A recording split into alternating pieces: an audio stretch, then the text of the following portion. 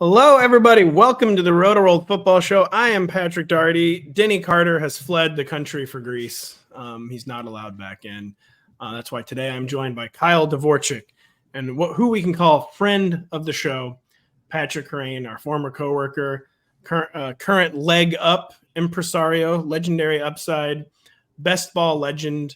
We're here to do a best ball draft with him today. We last did one in March. We said we were going to do one every month, and that's why we're doing one today on April 6th.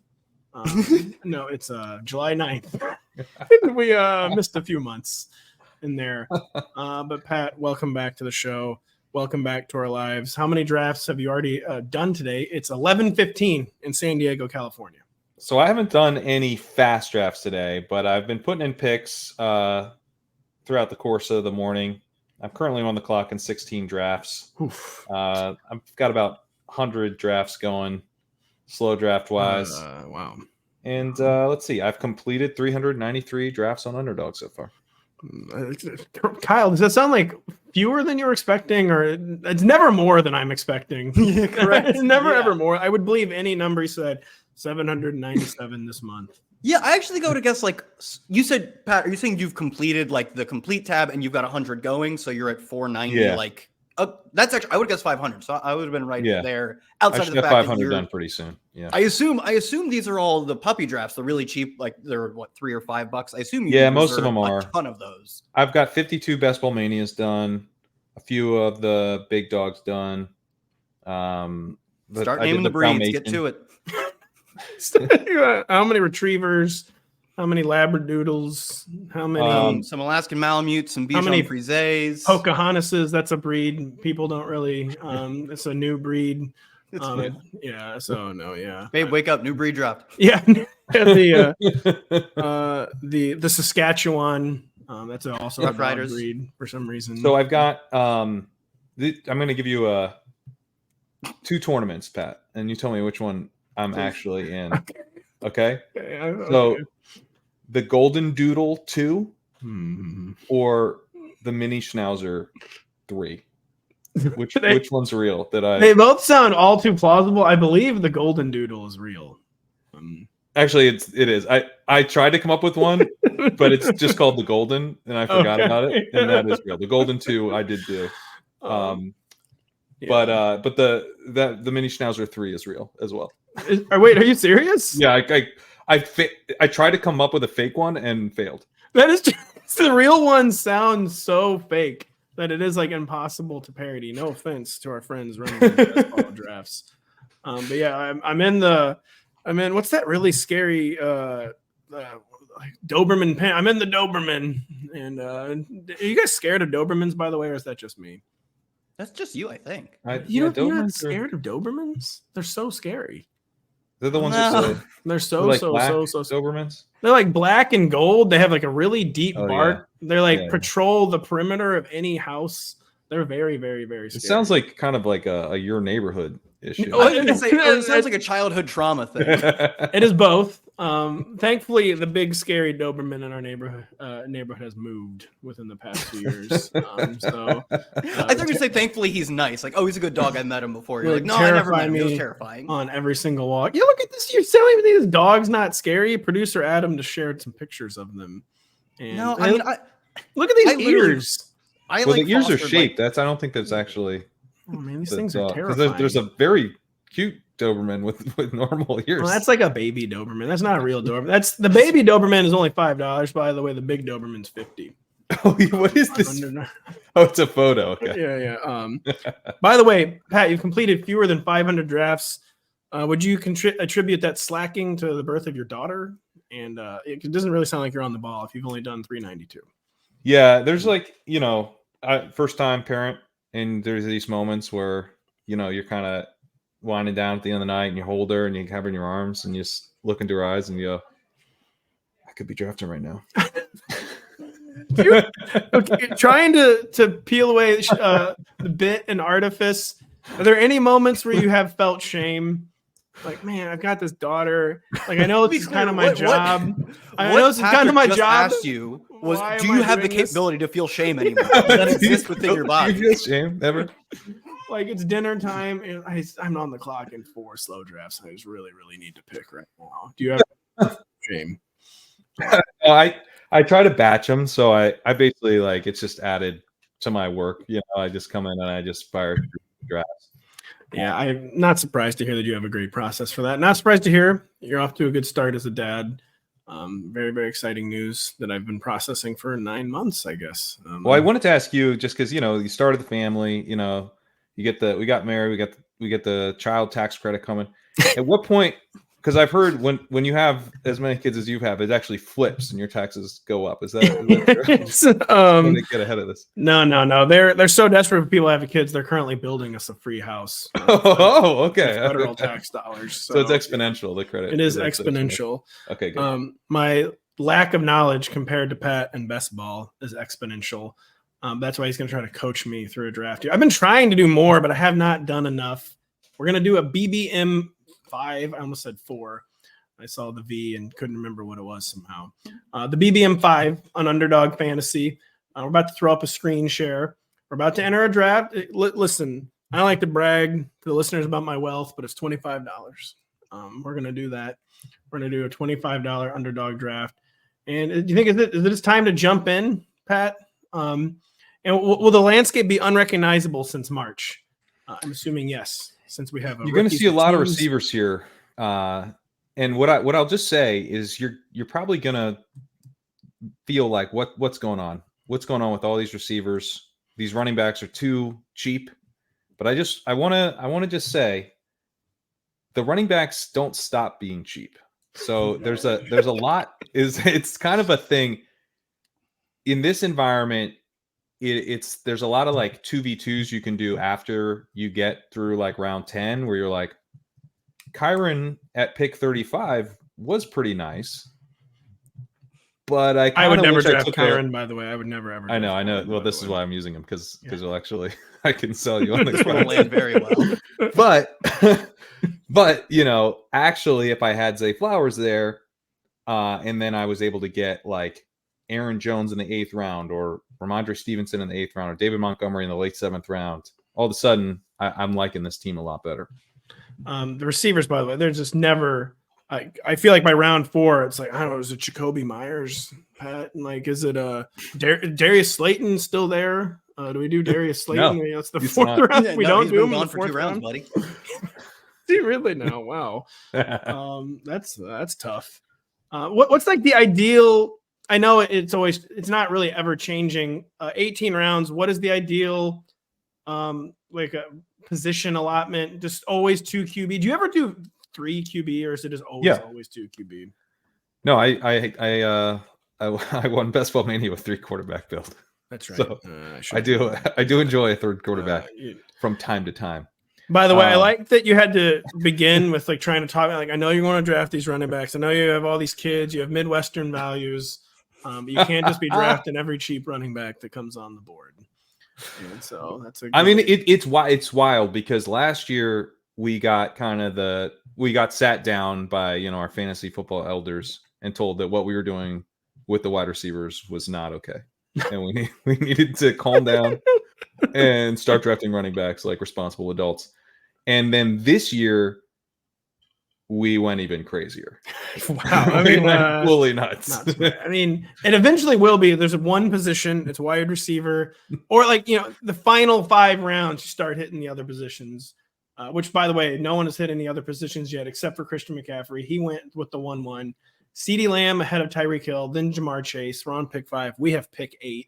I will be panicking at pick 8.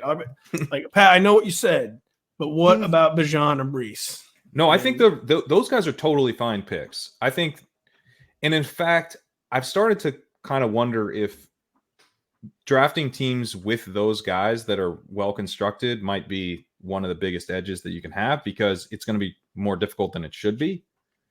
Like, normally if a running back goes nuts, you're good. But like, if Breece Hall goes nuts, there's going to be a bunch of Breece Hall teams that don't advance even. Well, speaking of Breece Hall, it's hard to build with an early round. We're on the clock. We're on the clock with 15 seconds remaining. Breece is number 1 by ADP. I put him at the top of our queue. It's Breece, AJ Brown. I'd take Breece. You would just take Breece, the guy who you were so right about last year, more right than basically any other player. Even though there were several times in the year where I didn't know if you were like listening to every show we did, maybe like November 10th, to like, we finally got Kerrane on Breece. We finally got him. He was wrong. He was just dead wrong. And then 2 weeks later, it's over for me. Breece has caught 17 passes in one game, and it's over. He's really good, you know? He is. It's nice when you can just bet on a guy being really good who is really good, and then he pays off a 5th round ADP. That's one of my favorite things to do.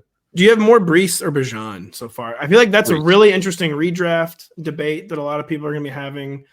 Just like in terms of like the game theory, the psychology of these huge tournaments where you have so many different entries. Do you have more Breece or Bijan? Breece. I think Breece is not like, you know, like his game isn't perfect. He was very like inconsistent as a rusher last year, but he was in a Zach Wilson led offense, so I'm willing to forgive that to a decent extent. He was actually pretty consistent the year before in terms of success rate. But the dude is, I mean, he's got 2 years now of being one of the most explosive running backs in the NFL and a really efficient receiver. That was something as a prospect that I wasn't as sure about with him. He looked like, you know, maybe he could be good, but the profile wasn't like stellar. He was much more of kind of an explosive rusher who broke a lot of tackles, but the receiving efficiency and usage has been outstanding. And then the rushing efficiency is awesome. He's got size. He's a 3-down back. I mean, this is like, to me, this is the type of profile that we want to be betting on in the first round. Like only variables are, you know, kind of the mercurial quarterback. Like, what will Aaron Rodgers' intentions with this offense really be? They drafted all the running backs as maybe like a weird signal. They don't want him to handle so many touches. But those are like question marks, quote unquote. I like those question marks better than Bijan Robinson's question marks. And I still really like both players. And I still really like being on the clock right now with Drake London, Chris Olave, Brandon Ayuk, Devontae Adams, Jalen Waddle, Deebo Samuel. It's receiver season. Tell me what to do. Tell me what to do with an answer not being Drake London. Well, that was going to be my answer, but I think Olave's fine as well. Well, I guess well, if I'm going to blunder into a stack, I'd rather blunder into a Kirk Cousins stack than a Derek Carr stack. So that's why I just timed out into Drake London. Yeah, and I mean, I think Bijan is a good pick too, but we're doing like with Bijan, he was an excellent prospect. He had a good rookie season, and now he has a big offensive upgrade. That's all awesome. But I'm not like sure, like, is he going to be the best running back in the NFL this year? Is really at this price, I think that's like the question to ask. And I feel better about betting on Breece to be the best running back in the NFL in 2024 than Bijan, even though Bijan was a better prospect. Just because, you know, Breece's rookie year was, I mean, it was cut short, but what we got was extremely exciting. And then what we got last year was like, okay, this dude is a superstar. Breece has shown special stuff. Not full seasons of it, but 2 seasons in a row, he has shown special stuff. Bijan, it's not like he didn't show special stuff, but he was very good. He has not shown quite what Breece has shown in parts of 2 different seasons. With the Falcons and Drake London, like I just feel risk sometimes with the Falcons because like I feel like it's really not that great of a skill core. It's another elderly quarterback coming off a torn Achilles, but Drake London honestly just seems too big to fail. The guy had 110 targets last year. I mean, easily that's going to be 140. I mean, I feel like in a worst case scenario, he gets a 20 target bump to 130. And even that's like a massive upgrade and increase. And it just feels like the targets increase is like too big to fail with Drake London. That's kind of like my simplistic argument for him. Like, what's your more developed argument for him? No, I mean, I think it's targets. It's that he's the best guy he's the best wide receiver on the team by a miles. Huge margin, like by miles. Yes. Yeah. I've sometimes, I've called Drake London Michael Pittman with a better publicist. But even if Michael Pittman was in this situation, I think we'd be taking him. I mean, probably in the late second rounds. I wouldn't love that, but he's going in the mid third in a worse situation. So you're getting, you know, there's a little bit of a premium for kind of the talent projection on Drake London, which is still somewhat of a projection. So that is the only thing with Drake. It is a bit of a projection still, right? Like, and he's also the kind of player like he wins in close quarters. Like, will Kirk Cousins like advanced agent. Kirk Cousins, who doesn't want to lose his starting job, is he going to be throwing endless jump balls to Drake? I think the answer is yes. But London doesn't need jump balls. He can get open. He's kind of like an intermediate. He's like a possession receiver, really. He could be Michael Thomas. Yeah. It's true. It's true. Yeah. Those are his specialty, but not the only thing he does. Winning one-on-one is like his specialty, but far from the only thing he does. That's a better way of putting it. I think Cousins will enjoy dialing in on. Oh my God. So, okay, we're on the clock with 28 seconds. We have Breece. We have Drake London. Receiver. Number one is the guy we talked about all season, Derrick Henry. I just feel like I hit smash on that. Not on your life, buddy. I'm leaving. So then it's either Steph Diggs, Michael Pittman, who we just kind of trashed, Tank Dell, who is he drafted? Kerrane. We could do Zay. Yeah, Tank's not draftable, as I heard on a podcast. Steph, Pittman, Dell, or Zay? You sounded most excited about Zay. I'm good with anybody. And it's Steph. And it's over. The draft's over. I already hate the team. You didn't want Steph there? No. You're on the sticks, bud. They were all bad choices. I kind of like them all. They're all like. I think they're all pretty solid choices. I guess I'll throw this one back to you, Kerrane. I'm mostly because I'm very bullish, and maybe Pat is less bullish on that's Roto Pat, that is on Mark Andrews, but like Zay Flowers to me looks like a wide receiver 2 on a run first offense, whereas like Steph Diggs could be the wide receiver 1 on a pass first offense. I know they go like 6 picks apart, so it's not apples to apples, but as much as I love drafting my Ravens, for as much Lamar as I have, which is a lot, I find myself doing it way more disproportionately with Andrews because I think he's probably just better than Zay, and you get the tight end positional usability. I like Zay. I think Zay. I mean, he flashed as a rookie. He was a first-round pick, and you're getting. I mean, he's the potential number 2 target to Mark Andrews, but Andrews did decline a little bit in efficiency. I'm drafting a ton of Andrews, and I'm betting on him. But I also like the idea of betting on Zay Flowers to get the second-year breakout.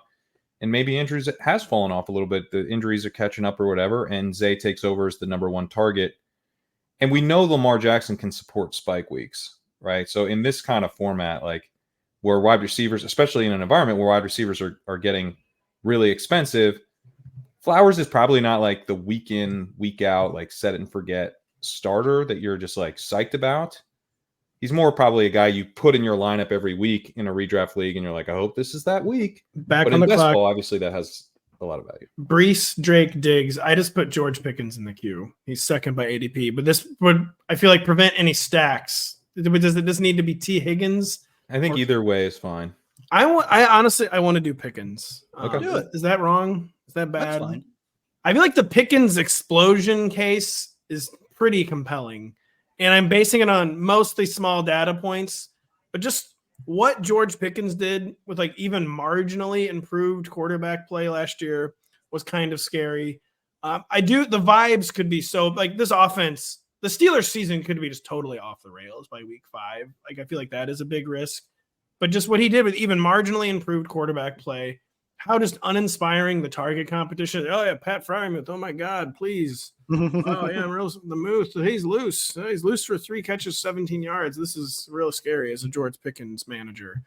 But Pickens, the very volatile skill set, the true boomer bust, true better and best ball. Why did you guys allow me to take George Pickens? I feel like it can be kind of construed as either a boomer pick or the ultimate zoomer pick since he's only big plays. Why was I allowed to do that? It's kind of like how, back in the 50s and whatever, high socks were really in. And then, now it's ankle socks, right? But now they're back. Now you can actually tell I'm not young because I don't have high socks.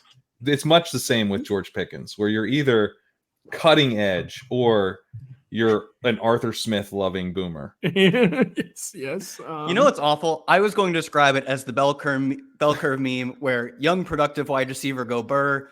Guy in the middle is like, oh, but what about the offense? What about the pass rate over expected? And then the right side of the bell curve is also like young wide receiver go Burr. Like he's had one of the most productive 2-year stretches to start a career. Last year, he actually looked really good. His first year, I was like, he's like compiling some big games, but his efficiency was pretty mid. Didn't command targets. That's all we ever heard about George Pickens. He started doing that last year. He looked a lot more efficient. I know he's a guy who, like, I watch him play, and then the stats confirm that, like, he just doesn't generate separation. He's a jump ball merchant. Last year, he ranks top 20 in ESPN's open score, top 20 in yards per out run. He starts to check the boxes that even the nerds, like, that we were, dogging this young guy for. He checked those boxes last year on a really bad offense in a really bad situation.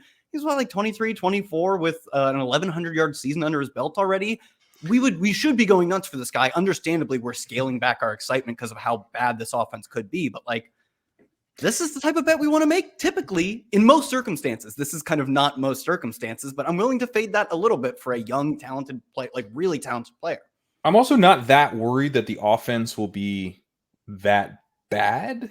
Like, I think it will be not fun, meaning it's going to be lot of running attempts, right? Really low volume passing game. But Arthur Smith, outside of the Desmond Ridder era, has generally had functional offenses that flow through the running game and play action pass. If you had any kind of wide receiver competition here, then I'd be a lot more nervous because I don't want this pie split. This is a small little pie, right? This is one of the single serving pies. Okay. It's not even that tasty. It's somehow it's like a pretty good little pie. It's somehow like $7 at Whole Foods. Yeah. One piece of pie. Yes. This is not to be shared. If someone comes along trying to get a slice of this pie, you are going to be hungry. So you need to have this whole pie go to one person. I think George Pickens is getting the whole pie. Like, Freiermuth is just, he's getting a little bit of the crust. Roman Wilson, I don't know if he's going to be in the house. Roman Wilson's not real. He might not be there for the meal. Very real. Sorry, I'm going to have to interrupt you guys a lot today because we're on the clock with 20 seconds left. 3 receivers, Drake London, Steph Diggs, George Pickens, Breece Hall. So far, our stacking options are Kirk, CJ Stroud, and Russell Wilson. What the heck do we do? We could do scared. A cheeky Mahomes and try to push one of his receivers around, I think. Or we could also just do Richardson. Up to you. Screw it. I mean, that's like the ultimate Zoomer pick for me. But I also, despite sometimes being a boomer drafter, I love big play threats at any position, including quarterback. And so I'm actually kind of all about just stick. Anthony Richardson, one of the highest variance players this entire season. And curious, last year you were entirely out on him. I know. Who was? Oh wow, yeah, I was really wrong about that. It was a rough year to be out on Anthony Richardson last year. Has he? What has he figured out? What has changed? No, I remember in the draft guide, Pat just wrote shoulder injury and he crossed him out. Kyle, kidding aside, what has changed with Anthony Richardson? The bet you basically have to place, even though he's claimed he's not going to change his playing style. The bet you're placing on Anthony Richardson this year is, I actually do need to slide occasionally. And I can't just get my shoulder wrecked by NFL linebackers every time I carry the ball. And I guess the bet we're placing is one of experience. And I think a reasonably healthy offseason, right? He was pretty rehab by the time the offseason got here. He was getting a little bit of rep limitation. Oh, never mind. In mini camp. Ooh, wish I'd remembered that. Yeah. And I was going to say a whole lot of experience after you tell me that I lost the bet because he played no games. Well, no. Talking about the hardest earned experience. I got hurt every time I tried to do the cool stuff experience. And so he can still do the cool stuff, but he knows like the avenue through which he has to do it. You got to slide. You have to go out of bounds. You have to pick your spots. Plus, I think we're on the clock, by the way. Rome Odunze, Jordan Addison, George Kittle. This is the craziest draft experience. Rice is available. DeAndre Hopkins, Odunze, Addison, Kittle, Rasheed Rice. Yeah, I would do Odunze, I think, or Rice. Hold on, Rome. Talk about another guy I was right about last year. Well, I was going to say Rice. Let's do Rice then. Oh, do Rice. That's a good one. Oh, we could have had our little Mahomes stack, but that's fine. Shoot. Wow. Now we're stacked Rasheed Rice and Anthony Richardson, 2 players who will combine to play 8 games and aren't on the same team. We could have done Mahomes and Rice. We're stacking. You never know if he's going to make it back to that's like right at his ADP. But Odunze, anytime I can't even get this out without laughing because it's so dumb. Anytime you can draft this year's JSN, you have to do it. I did do that. I did do it, and I will do it again. Of course, humongous differences between JSN and Rome Odunze, beginning with the draft capital. Rome Odunze, a top 10 pick, not the number 22. I was going to say, overall. I think we talked about this in the offseason, Kerrane and I, with someone else who works with him at Leg Up, Daniel Raz, and both Kerrane and I were like, you don't understand how good of a prospect JSN was. Think about his yards per route run, his breakout age. And Daniel was correctly like, the NFL thinks they're 11 picks apart in the first round. That really is a big difference. As much as like my nerd metrics loved that one awesome year of JSN, the NFL universally agreed Rome was significantly better in a draft in which he was blocked by two, like, generational in the way we use it nowadays. Which in a draft, too, where, like, almost all the best defensive talent was still on the board because so many quarterbacks. So, like, the league basically said he was better than almost any defensive player available in the entire draft class. I mean, he literally was, right? He went way before. Defensive player number 1 went, like, the Colts at 15, right? It was something crazy. Yeah. I just think JSN's not as good as we hoped. I think it's just as simple as that. If they were both in this same draft class, I would prefer JSN. He's a 3-year player. He had that really high upside season, and then we're shooting for like true superstars. I would be wrong. Like, I know I'm wrong. Like, I'm just being honest, but like that profile versus Rome's profile. Well, JSN, you called a 3-year player. He actually only did anything in 1 year. He only did anything in 1 year. Yeah. So it's a thin resume. And the question is, can he be more than just a slot? So it's in a weird way, it's sort of more boom bust. Yeah. I think that's a good way to put it, though. It's like we had one incredible season and very little data to work with. Right. Whereas Rome, we had a bunch of good seasons and it peaked at incredible, but you hate to like have your peak be as a 4th-year player in a time zone that I don't get to see football played at. Show me the East Coast football is more predicted. So West Coast games they're on true TV. No one ever watches them. I've never once seen Kyler Murray play football ever in my life. And no, actually, I've seen so much Kyler Murray football in my life that I never want to see it again. Just gonna be honest. But we're back on the clock here with Kyler Murray. Not quite. We're not on the clock yet, but we're 1 pick away. We have Anthony Richardson, we have Breece Hall, Drake London, Steph Diggs, George Pickens, and Rashee Rice for 9 games. 5th receiver, or is it finally time for Midwestern values and a running back? I think we embrace our Midwestern values here and grab a running back. I don't like any of these running backs, so I do like Ramondre, although you were saying Najee. No, Ramondre just got paid. Jonathan Brooks. Oh, I love Brooks. Is it too early though? No, it's not too early. I like Brooks. Screw it. I mean, ACLs. Let's be real. I mean, ACLs don't even exist. It's fine. John Brooks. I think John Brooks is ADP, best ball, redraft, what have you. Could be one of the true skyrocketers of August. Like if he gets to camp and he's actually pretty healthy. And it turns out he's beginning training camp on PUP list, I think is the problem. But it could be like a conditioning type thing almost, or it could be that he's still rehabbing. It is. Canales was pretty adamant about. He's like, yeah, we don't know if he'll be ready for camp. We're bringing him on slowly, and going on PUP at the beginning of camp is like procedural to a degree, right? Like you said, it can also just be a degree of bringing him on slowly, which I'm sure like it is in part. So I think maybe that's the only argument against him skyrocketing it up is it probably won't happen the first 2 weeks of August. I still think we should be pretty excited. Right, the bet is that the market does something wrong. And I've been struggling with this because with Brooks, when you're not taking him now, he's going to fall because he's going to go on PUP to start training camp, which doesn't matter, but people will think it matters and his price will fall and I can get him cheaper. But like I'm doing a lot of work there. Is he a good pick at this price? Yes. Should he fall? No. Then I'm going, but he will fall. And so I shouldn't do a thing I think is smart because other people are going to do a thing that's dumb. So I'm having a hard time poker leveling situation. That's a very, very best ball sentence that was just uttered. Yeah. So I'm kind of just like, if I want it, I'm just mixing him in some now with the expectation that I will have a window where I can hit Jonathan Brooks real hard at ADP. That they may be another 10 picks past this, but this is a good price for the bet. Ant Rich, Breece Hall, John Brooks, who we all love, Drake London, Steph Diggs, Pickens, Rashee Rice, back on the clock. Jaylen Warren, your guy, you have every draft. Is it too early for 3 running backs though, Pat? No. Because I actually Jaylen Warren, it's not that typical where I just immediately do a 180 after hearing a take.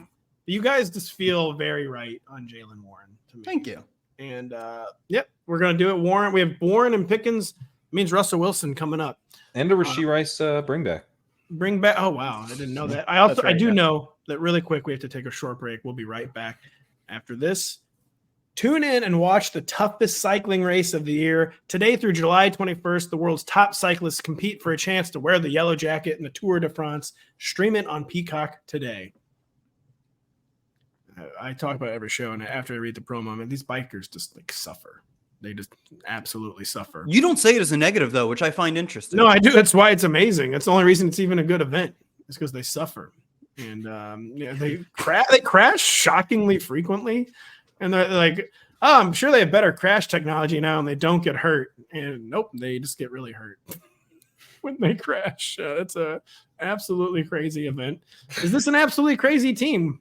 We have Anthony Richardson. No, it's pretty solid so far. We have Anthony Richardson, quote, naked. We have no other Colts. We have Breece Hall. We have Jonathan Brooks, Jalen Warren. So much upside in that backfield. My goodness. We're not taking another running back for like a really long time, right? Well, we could take a fourth, and then you can actually be done if you do that. Because this backfield is like ready to go, basically, for best ball. Right. I'll say with 4, it might be a little hard for us because Warren, to some degree, is contingent. Brooks, I do not think will be hitting our lineup in the first 2 to 3 weeks. So we're like, oh, really hope that other running back. I don't know, man. Brooks could just be better Rashad White right out of the gate. Maybe Rashad White and the Dave Canales usage was circumstantial because it was such a bad backfield. But it's kind of the same situation in Carolina. And unlike the Bucs, like this team just has to run. Like I know we thought the Bucs would have to run Baker Mayfield last year. We weren't counting on the Baker Mayfield revival. Like this Panthers team just like has to run. And well, I mean, I agree with that, but I think like guy coming off of what I believe it was October, early November ACL tear, a little later than you would have liked. But coming off the ACL tear, his coach has already talked about him being brought along slowly, and they've also talked up Chuba Hubbard. I think he's a play. Talked up Chuba Hubbard. I mean, who cares? Like, I think for weeks 1, 2, and 3, it matters. Like, if you think there's no difference between week 1 and week 10 for Jonathan Brooks, we should have drafted him at pick 50. So I think we should at least consider how having like very little RB2 value for 4 weeks. No, Warren's fine. I think Warren's going to like be a solid bet for 10 points. He hit that I think like in half his games last year in PPR, and there's going to be a lot more volume. And like a true committee. I feel like it was a true committee last year. Actually, it was about it was a committee. 50-50. It was almost 50-50. When I say true committee, I mean almost like legitimately 50-50. How 50-50 was it? I don't remember. It was not 50-50. It was not 50-50 last year, but it was a true committee. I think you would not call it like a clear touches. It might not have been 50-50. Snaps. I guess snaps maybe even it wasn't 50-50, but it got close. It was getting close. It was getting close. That's kind of where I was going with it. The other thing I like about Warren is that he's better than Najee Harris. That's generally what I try to do is pick a better player. Hey, it's the 5th year of Najee's career. Now I guess it's the 4th year, and he got in shape. But they picked up the 5th-year option, so he'll be there next year. I thought they did. No, they didn't. Yeah, because it's not very good. That's why. That's why they didn't pick up the 5th-year option. Quite bad. It's quite good that we're almost back on the clock. We are on the clock. Anthony Richardson, Breece Hall, Brooks, Warren, London, Diggs, Pickens, Rashee Rice. We get a receiver hit here, right? Or do we finally get a tight end? Yeah, we could take Brian Robinson to Kyle's point here. Really? Okay, I'm putting him in the queue. I don't really like that. The Dobbs, Khalil, Shakir. Do we need AD Mitchell now? We do need AD Mitchell, but I think what's our next pick? It's not that. It'll far. be too late. It's not that far yet. It's gonna be B-Rob. Well, we got B-Rob, but I like the Brian Robinson though, because to my point about us, like, do we really want to rely on like Jonathan Brooks coming along slowly and Warren, who I love, but is still going to be second on his team in carries to get us week 1 points? Brian Robinson, to me at least, I know maybe RotoPat doesn't agree, but to me, like Robinson's that perfect like good bet to lead his team in carries for a few weeks until Jonathan Brooks starts smashing in week 5. Brian Robinson is one of the most disrespected players in the NFL. I truly don't understand. I can see you vigorously typing. Mitchell goes. Okay, that was a huge mistake. We shouldn't have taken Brian Robinson. He stinks. Yeah, Brian Robinson is bad. Like it was a terrible pick for us. People are, I feel like, really, really, really, really underestimating the possibility that Austin Ekeler is the goal line back for the Chargers. Like what you signed the washed veteran because that's not happening. Well, you signed this washed veteran he's so famous for being the third down back. He was also always the goal line back. And like, not when always he was the goal good. line back. He was the goal line back. He was the goal line back for like 3 years. They didn't give him goal line carries. 3 years is a pretty long time to be the goal line back. I know. Well, I mean, but he's like 5'8", when he was good, he was the goal line 205. I'm telling man, it's Cliff. It's Cliff, dog. He's gonna see the tutters on the P ref. Remember when Cliff had Chase Edmonds and James Conner, and he gave James Conner the goal line work? He did, but that's true. Which one? Who sounds like who? Yeah, if you had to comp 1-to-1, which one? Would be Austin Ekeler has an NFL resume, is what I'm saying. Brian Robinson does too, sort of. And I mean, Eckler's recent resume is bad. Like recent, you mean 1 year? But yeah, no, 2 years. His numbers were declining in terms of his efficiency was still pretty good 2 years ago. Last year, no, it was the advanced stuff was not good. He was productive 2 years ago, but the advanced stuff started to fall off. The stink bomb started. Like, by the way, we're back on the clock. We gotta take a receiver now. How do we pick 3 times every round? Just reach for Josh Downs. We got to get that stack. Where is he? He's way down there, but we can't risk it. I got to search. This is bad. Can I type it? Can I spell? Start. The 80 Mitchell snipe really. He started. I would say I think we don't need to reach for him, but like I don't like any of the receivers ahead of him. These guys all are terrible. Yes, why wouldn't we? You know? Yeah, exactly. If there was one guy that I really was like, oh, but he's the key to the season, then sure, I try and push our guy to his ADP. Right. That ain't Brandon Cooks, Mike Williams, Jacoby Myers. It's not those guys. Means the time for Russell Wilson with our next pick. Good God, man. Or his cousin's still You're out sick. There? Yeah, there's Kirk. We got to get the Kirk stack going, I would say. Anyone? Yeah, you certainly don't have to. What are we going to do? We look totally screwed on stacking, which I've always been taught is the only thing that matters at all, other than we've got Trey Sermon coming in back door as well. He's walking right through the screen door. We're good on stacks. We got. I mean, you can single stack Anthony Richardson and call it a day. All right, that's actually I like. Really, I feel safe now. All right, he's gonna run. He's gonna run for so many. You just can single stack him with his number 3 receiver. That seems a bit aspirational. Well, I mean, we got sniped on AD Mitchell and the team's ruined. But I'm just trying to. We didn't get sniped on AD Mitchell as much as we got played by ourselves. Yeah, we did. We played ourselves. Like it's hard. You really don't think there's any chance Austin Ekeler is the goal line back for the Commanders? No, I really don't. I mean, he's an undersized. He's undersized and washed, which are generally not how undersized isn't that big of a deal at the goal line because a lot of times washed is going to hurt him at the goal line. Washed is going to hurt him at the goal line. Generally hurts a lot. He was. I mean, he was playing through a high ankle sprain all last year. He is healthy now. I don't want to be an Austin Ekeler believer. I'm just trying to get in the mind of NFL coaches.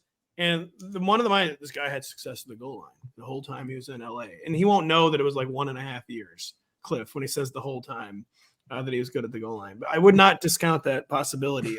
Brian Robinson has had trouble earning coaching staff trusts. It's a new coaching staff. The new coaching staff is trying to make a good first impression. We got the veteran, Austin Ekeler. He's a huge bargain. So Brian Robinson has not had any trouble earning coaching staff trust. In fact, he's earned trust so quickly, it's kind of shocking. He was shot in the leg. And I would say he's had trouble earning coaching staff trust. Maybe it was Eric Bieniemy, and they had like a good early down running back, and then just only ever threw, like truly, like only. Well, that's Bieniemy. That's Bieniemy doing Bieniemy stuff. He just threw a bunch. That's how he runs. He gave all of his carries to the one guy, to Robinson. Yeah. I don't know. Robinson was the clear cut starter. Like by this argument, you would say Pacheco doesn't have the trust of the Chiefs because they throw a lot, but like we wouldn't. They dabbled with Chris Rodriguez. They signed the washedest veteran in history in Austin Ekeler. Didn't they draft another running back this year, by the way? Or am I just totally hallucinating? I don't think so. I mean, so Eckler's making. They signed him to a 2-year, $8.4 million deal. He's got a $3.2 million cap hit this year. For reference, I just looked it up, and Cordero Patterson is 2 years, $6 million. So he's in the neighborhood of 35-year-old Cordero Patterson. Well, the CPAT deal is all about the new kickoff rules, but yeah. So anytime you can get comp to a kick return specialist, I'm sure that bodes well. Hey, he's going to Hall of Fame. CPAT. I mean, he should. What did Antonio Gibson get? More. But 3 years. Hold on. Pause the debate. We're on, right? We're on the clock. Go. Don't recap the team. Just. Tight end. We don't have a tight end yet. D. Schultz, as he's known. Pat Freiermuth, Cole Kmet. No thanks to all of them. We're in Schultz is fine. I mean, we have the bet on Diggs. I'm just starring Schultz. I don't want to do like the bet on Diggs is Diggs comes in and earns a lot of targets right away, and that's bad. Gabe Davis. Jalen Polk, who I take pretty much every draft. Polk. I'm in for Polk. What's the ADP? He was right there. All right. Was he right? He might come back.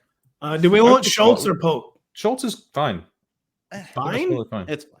Kyle, you vote. I'll defer to you. I'm voting Polk. Schultz. Oh, no, I'm dancing with the cursor too much. And Schultz went one pick later. Good. It's over. It's never been more over. It's never been real short break. We'll take a real short break. Been real short break. Be back right after this. Friday, July 26th marks the opening ceremony of the Olympic Games in Paris. Watch Simone Biles and more elite American athletes compete for gold on NBC and Peacock. Yeah, that was bad. Schultz going one pick later was that's hilarious. I moved him to the top of the queue. I would be more bummed to lose Polk than Schultz though, so I think it's Let's fine. go. I like that. So we don't anyway, have end, you know. Let's argue about Ekeler more because Antonio Gibson got $5.3 million guaranteed. A great deal, real smart deal. Ekeler got 4.2. Like this is backup, kind of third down role type of thing. That's what I'm just telling you, man. Veteran backs, these coaching staffs never underestimate the ability, especially of a Dan Quinn led coaching staff. Dan Quinn and Cliff Kingsbury, they'll for sure do the smart thing. But Brian Robinson is not a guy that's exciting or a dude that like we normally like. He just does the dirty work. Like this is the veteran guy. This is the established third-year player. Open it up, Pat. Open it up. Yeah. Just yell at him. Kirk Cousins. Sure. Yeah. Kyle, do you approve? That's fine. It's only about London. Show me other options real quick. All right. I've never done a draft. Austin Ekeler, Gabe Davis. No, we're not doing Ekeler. I've never done a draft where the board is not shown, and then the person drafting starts screaming that we have 10 seconds left. They pulls up the draft, and only one position is highlighted.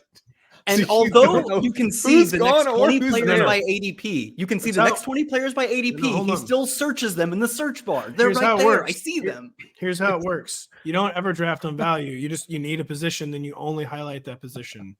And then ADP doesn't matter, value doesn't matter. Listen, I need a tight end. So guess what's getting starred? Tight end. We don't have a tight end, by the way. This is like sometimes when you do drafts, like you'll kind of zone out, you do something else, and you forget that the draft is going, and then you panic, you pull up your phone, and you put in the pick. But we're doing that every single time we're on the clock. That's because we have to argue about Austin Ekeler for 10 more minutes. Yeah, I'm not. That's true. Who's doing this to us? It's true. We're all trying to find the guy who is doing this. We have 6 receivers, 4 running backs, now 2 quarterbacks. Ugh. Anthony Richardson, Kirk Cousins. Kirk. We're all trying to find the guy who drafted Kirk Cousins. It's fine. Tight end. I mean, how often do you go where you don't even get a top 14 tight end, Pat Kerrane? Frequently? Not very often. I think the elite tight ends are pretty key, but and if I don't get one of those, I try to get one of them. If you don't get one of them, who cares if we didn't get Dalton Schultz? Like there will be someone. I agree. I want to be getting a top 6 guy, but after that, I'm not making a priority. Like, got to run to the podium and get Dallas Goedert and his 6 touchdowns every year. Like, it's fine. We'll find someone. We'll find 3 guys to replace him in the aggregate. We will recreate him in the aggregate. What's the priority now, though? Just value. Or does value not exist anymore? If he makes it to us, Luke Musgrave. I like Luke Musgrave if he gets there for sure. Been drafting a lot of them. We're going to star Luke Musgrave. He won't make it to us. I like Hunter Henry. Okay. Oh, dear God. Hunter Henry. Is he still in the Patriots? Yeah. Marshawn Lloyd. Nope. Darnell Mooney. Now that we have Kirk. Do we need that's actually a good call. And we need a Kirk mega stack? Honestly, Mooney's a pretty good pick for this team because we have Rice as our wide receiver 4.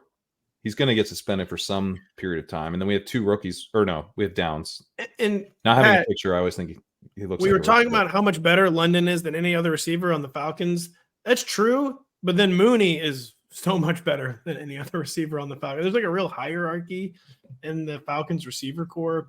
Yeah, although it's still theoretical with Mooney. Like he hasn't done anything since like 2021. He has that 1,000-yard season, which is pretty difficult to do in the NFL. Are we just like to just look who else like had 1,000 yards in 2021 and this assume they're still good somehow? So is it Mooney? Quentin Johnson is one. No, I do actually want to take Mooney. I think Mooney should be going later. I don't really get it. I think he should be going higher. Have you considered that, Pat? The targets climate is just so. People finally realize this is a drum I've been beating all off season, as Kyle knows. Like Kirk Cousins, the Falcons just have the ready-made skill core, and the second he signed there, I was like, actually, never mind. This actually isn't even that good of a skill core, and like they even Darnell Mooney made the skill core way better, and that like there's just not as much target competition as was perceived, and I think he's going to like get a lot of cheap free targets. But I also agree that I don't know if he's even good. Yeah, I just don't like. I don't know. I mean, he just had 0.89 yards per route run last year in like a somewhat functional passing game for once. That's pretty low. It's extremely low. Is that a Justin Fields career? Maybe, but Justin Fields supported DJ Moore. He supported one guy though. That the Fields, I got one in me, and it was DJ Moore. Cole Kmet. Literally 2021, he had one good season in 2021. He hasn't topped 500 yards since.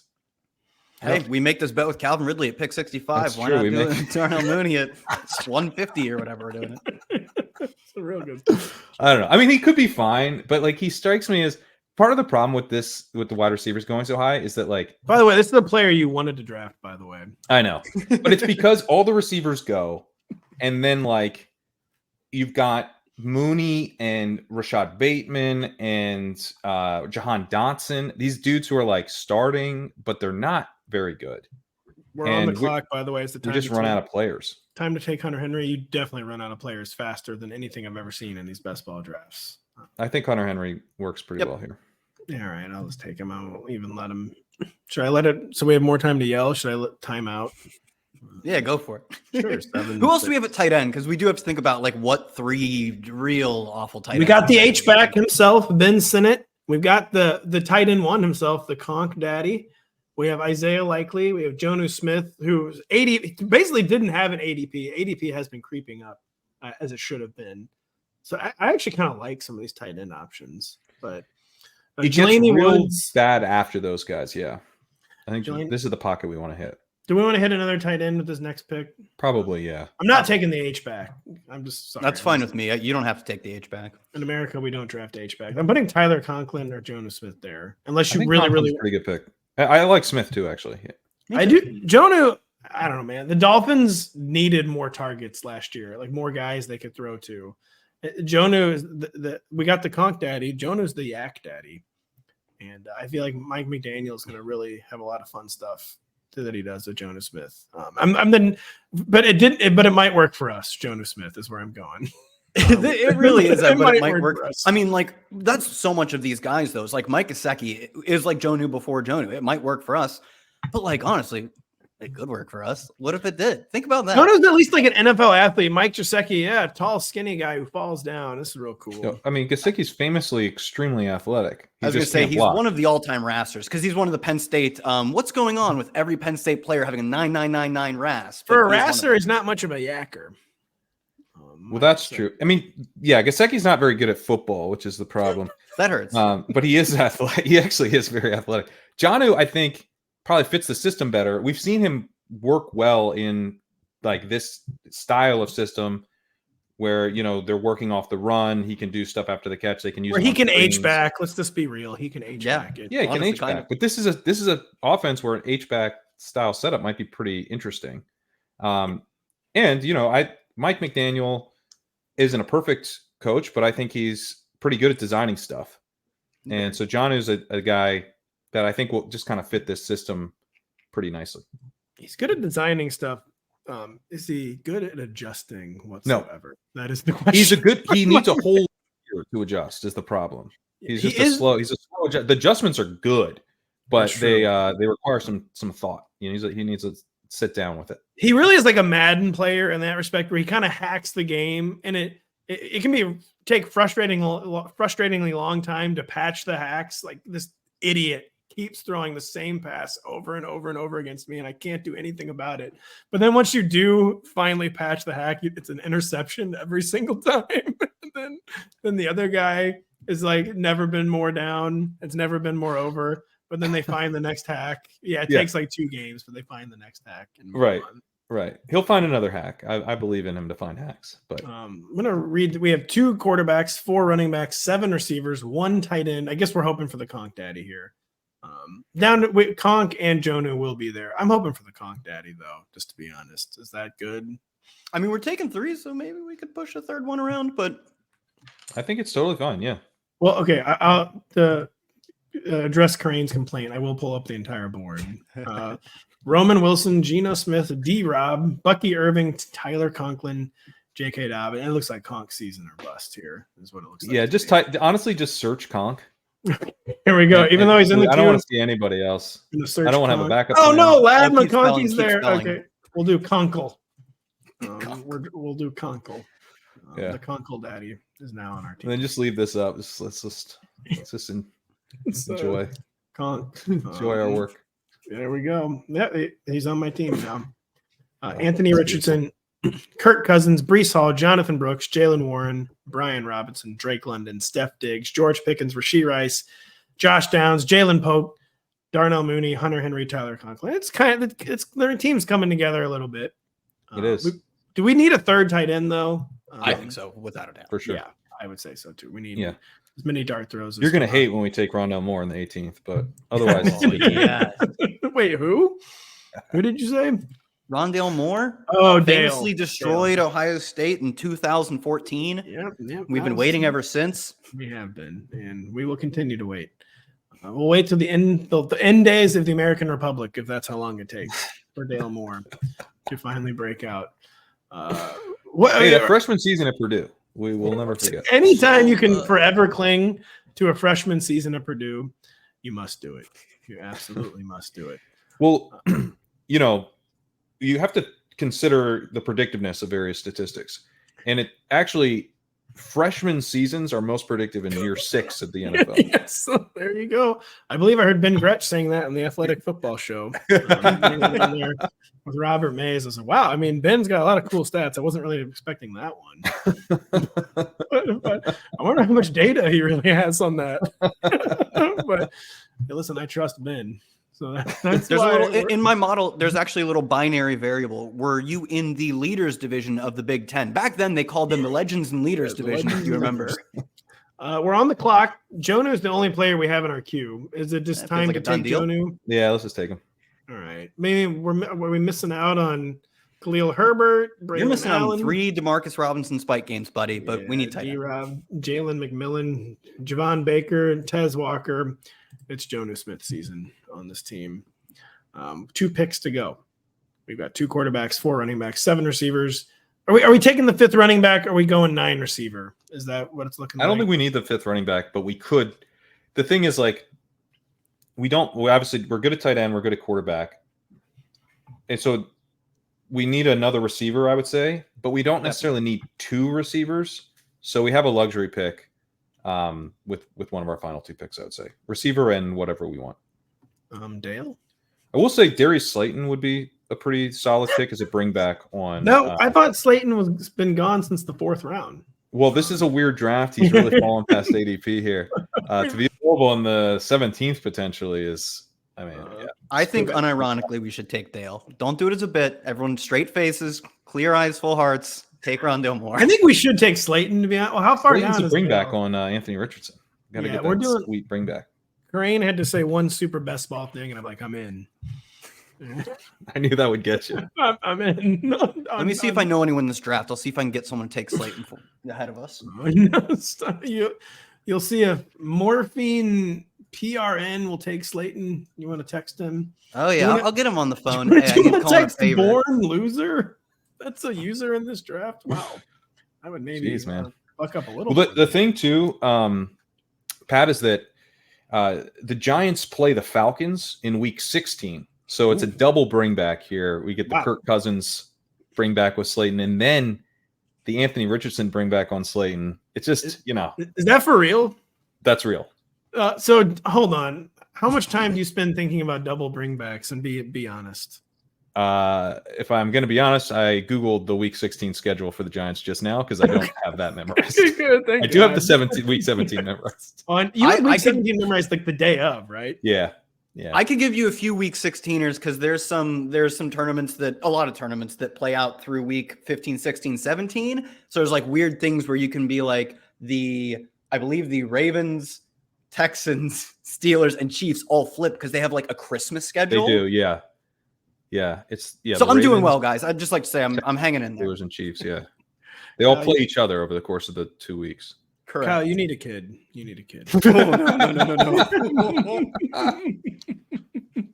Someone took Slayton. My phone call worked. Oh, come on. This is unbelievable. Dale. I'll see you guys later. Are we doing a roll the clip? We got to have some Rondale clips in here. We're getting to a thermonuclear level Kirk Cousins stack if we get Dale on this team. I mean, he ain't running for more. We could also do Tez Walker. We could do Tez. Do we do Tez and gamble that Dale falls? Yeah, let's gamble. What do you think, Kyle? Does the team rest on getting Rondale? Channel David Kitchen and live a little. Damian Pierce, CEH. I say we go CH now, Dale or Tez with the next pick. CH Let's go Tez Walker. Come on. You want to go CH? I got to defer the guest. We'll go Tez Walker. Dale's going to fall. You know what I love about CEH is that he's definitely bad. That's one of the best things about him. Picks. Well, anytime you can do it. He's just been. Yeah, Pat. Do you think he's going to be the? Do you think he's going to be the goal line back? Bad, washed up pass catcher. Maybe he gets the goal line for him. He's never been the goal line back. Well, I guess he was. He was actually the goal line. Remember famously he was in that game versus the Texans, where he was the goal line back. For a damn touchdown. This great nation was paralyzed by a pandemic, and all of us were watching, rallying around the first major sporting event in several months. We all saw CEH on NBC failed to convert 4 to 5 different goal line carries on Thursday. Yeah, when was that? I actually want to pull up. It was the Thursday night opening game in 2020, the COVID season. That's crazy. Against the Texans, and it was at least 4. It might have honestly been 5. I think it was where he was stymied. I had the 101 in my dynasty league that year, and I thought, well, just take the guy in the Chiefs, Jonathan Schmaler. Who cares?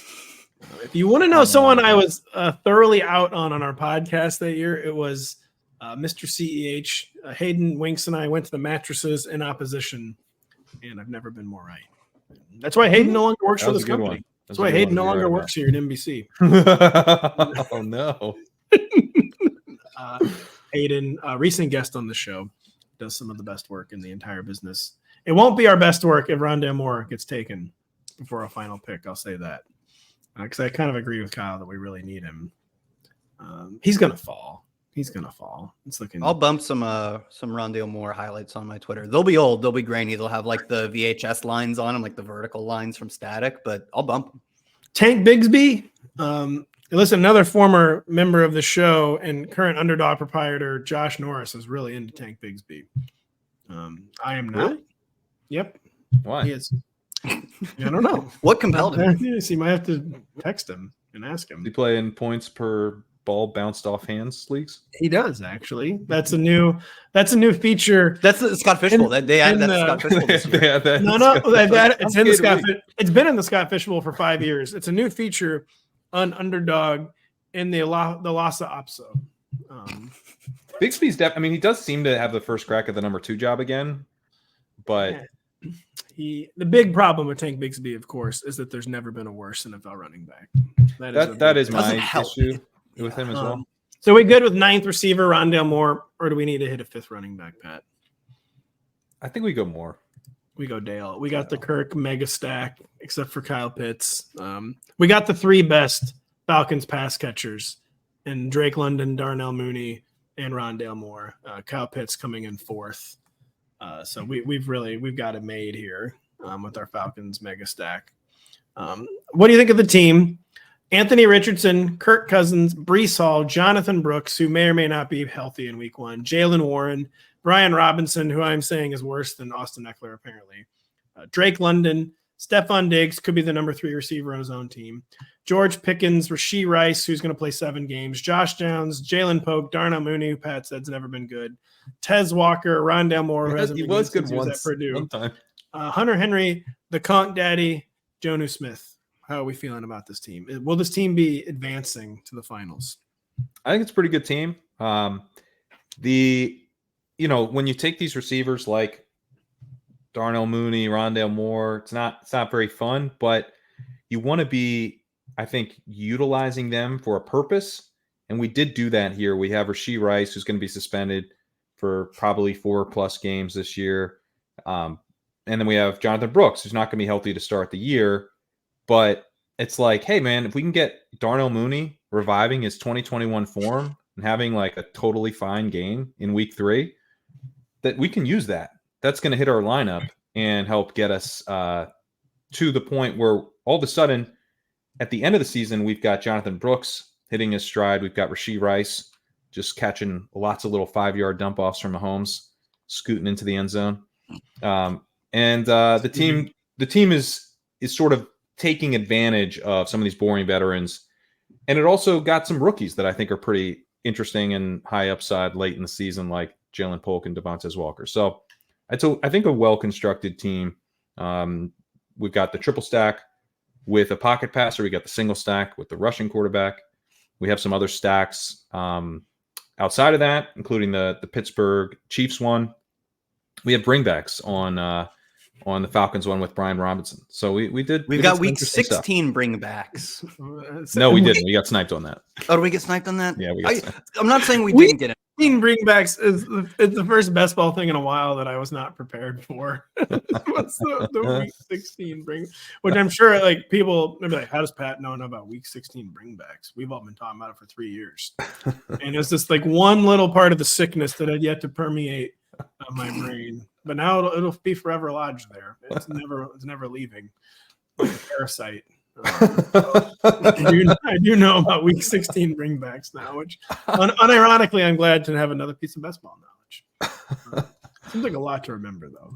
Are you going to wake up in a cold sweat that you forgot to do a week 16 bringback? What were the biggest ones we got sniped on? AD Mitchell, that was ruined. That was a rough one. That really changed the whole draft. And then we reached for Josh Downs.